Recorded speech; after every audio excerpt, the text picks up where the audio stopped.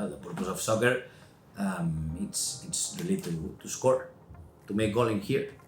So probably it's to progress, to move forward, and to score. Then positional game has developed literature based on the spaces, on building superiorities, on little by little gradually conquering different spaces to eventually have the possibility to create these chances. Let's build the process backwards, to say it somehow. If we want to score in here, probably I know that the height of the defensive team might change, and when the height changes, the depth in which they are located, it's precisely when we talk about build a progression or build a progression against low blocks. I know this, but just for the sake of putting the framework clearly, if we want to score in here, since pretty logical to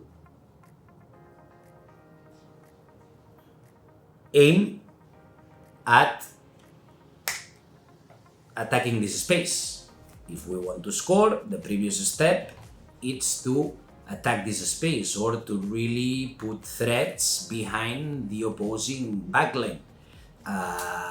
If we continue this ladder but opposite on the way back, it seems also logical to think that the previous space, before having the possibility to penetrate or to threat the opposing backline, it's this space here. And especially important, the space behind both opposing center midfielders, the space between lines. We explained that in our blueprint course as the concept between lines, which is very related to the concept of break lines. It's where we aim at good ball receptions, where we aim at players showing good body profiles that they can really threat opposing back line. And moving again backwards, before that space, there is those initial progression spaces that they would already be related to build up, which they are also key. And normally those spaces find themselves behind the first line of pressing. So these spaces, probably they would be in here. And these spaces, the initial progression spaces, very much related to build up as well. To really be in the green one, we need to conquer the black one. To really conquer the black one, we need to be efficient in managing the orange ones. And don't look at the squares. The squares is just an idea. I will explain where these spaces appear and how they change when compared to different structures, which I think this is the most relevant point of today.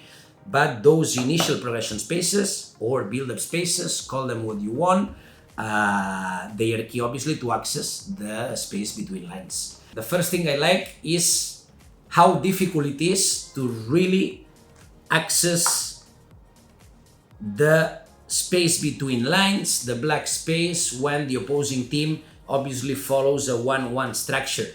It's very difficult because normally if they follow a 1-1 structure, it means that any progressing center back will not really be pressed by the advanced midfielder.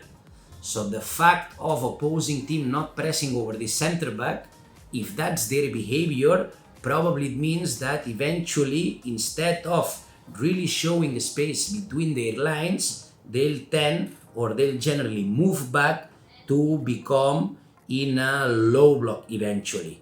So 1-1 structure, or not 1-1 structure, but any structure that really doesn't want to press the ball or the player with the ball while we are doing our build-up, generally it's converted first into a mid block, and mid block we already have those spaces decreased, and laterly into a low block, where in the low block, as we saw, the spaces generally start to open outside. And this progression, this constant change of where the spaces will appear or where they generally are supposed to appear. It's key to understand how we transition with one behavior to the other from build-up progression against a high, mid, or a low block. And those ideas as a whole also have the addition that they might be resolved with different attacking structures, with different formations. They are not formations, but different attacking structures. These spaces, they would be something where we want to go, as we were explaining in build-up and progression. As our center back progresses,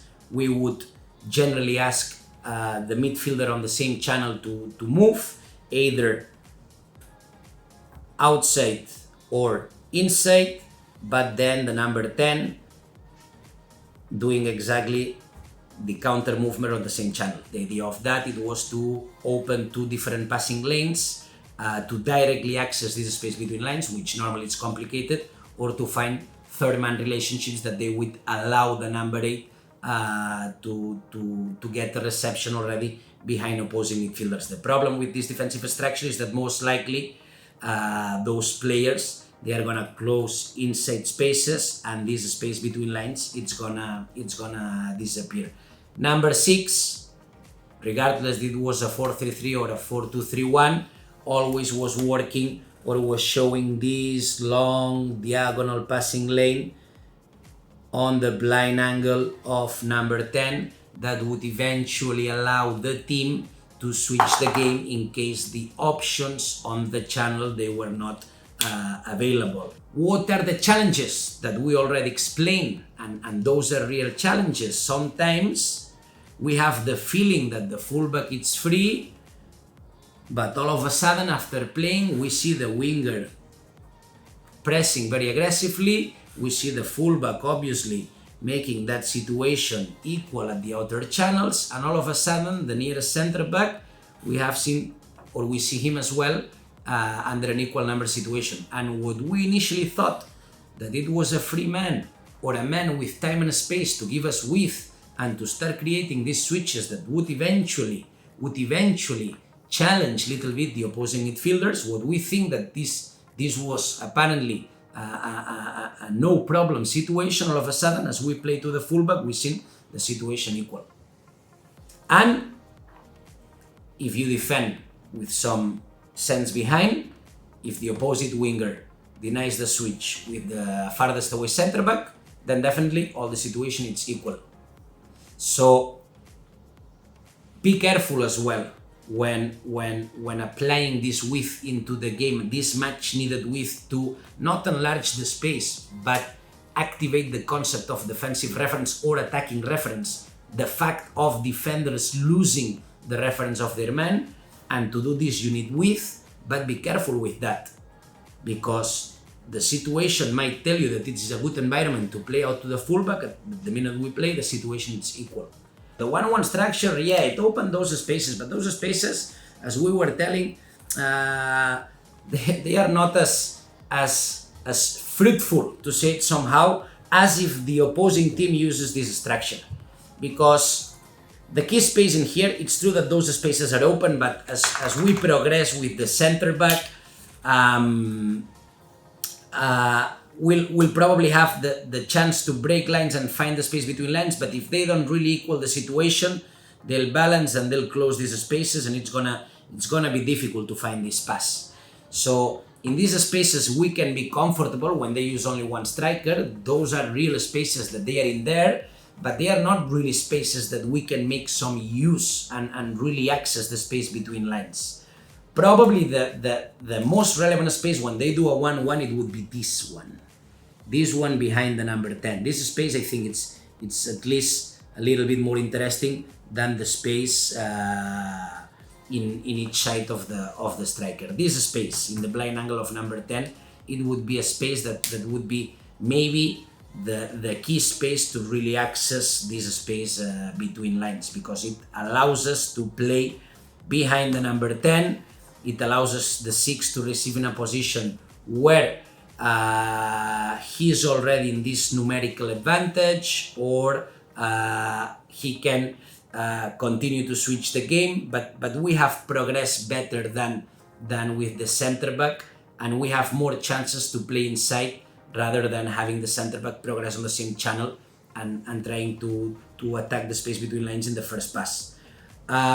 See, I want you to think about this small space when they follow one-on-one structure and see what happens when, as this ball travels. See what happens when the number 10 shifts. The ball is traveling and the number 10 is shifting. See what happens. Look the space now.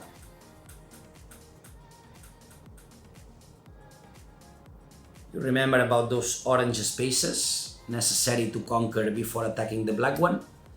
Look how it has been enlarged now, only when the number 10 really shifts over the center back. Now, in this defensive structure, now we will have a really chance to start beating opposing lines. Initial progression spaces, build-up progression spaces, those spaces behind the first line of pressure. The spaces behind the first line of pressure in here, they would be not behind, they would be just next in each side of the first line of pressure. So they are spaces safe for us, but they are not really spaces that they will help us conquer those black ones, those space between lines, because they are at either side. They are not really behind them. But when the opposing team just shifts over the ball aggressively, even though those midfielders obviously they increase their height, their depth, and the back line also plays at the half line, the space or the first space to really play at the space between lines, the space behind the first line of pressure now exists. The line of pressure is horizontal or not, but more horizontal than when we have a 1-1 structure, and now that space really exists. And here the most important thing is to be strong in dominating this space. The build-up progression space, those initial spaces, you need to dominate them. If you feel comfortable and you understand conceptually this space, if your 6, your 8 understand this space, if you are able to get important receptions in here, you'll probably increase a lot the possibilities to then receive behind the opposing midfielders. It's a concept that I like. It's not really in there. It's just for the players to understand it. It's how this player really, because these players, they are facing this way, and this player, it can be also facing this way, but after receiving the ball, maybe using the fullback, which you will see that very clear in one drill.